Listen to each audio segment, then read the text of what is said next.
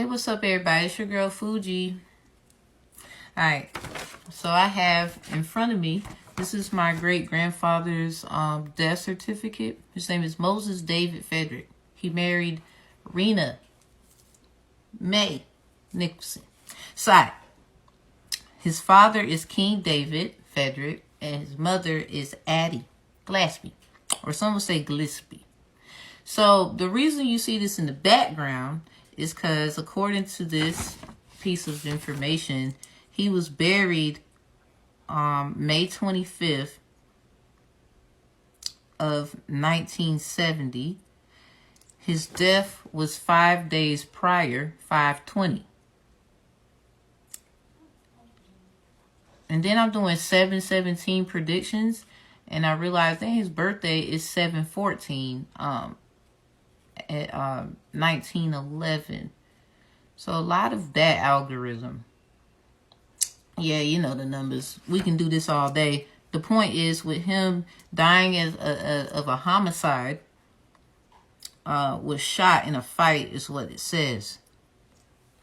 So from what I understand, he was a 33-degree Mason like my father. It's something about this name Moses with my people. So, yeah, like, you see this right here? You see where it says May 25th? I tell you that's when he was buried. The luckiest of the lucky. And then, later persisting on from 215 to later on, the day, it says the lucky star of hidden things. Now, his moon sign is Aquarius.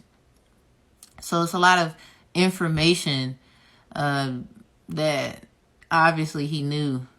Me being a rising Aquarius, yeah. So, know how Megan Thee Stallion did the song Star with Lucky Day? Well, with me creating the Midheaven subconscious astrology, it could be presumed that this is just a sign of synchronicity. I'm where I'm supposed to be.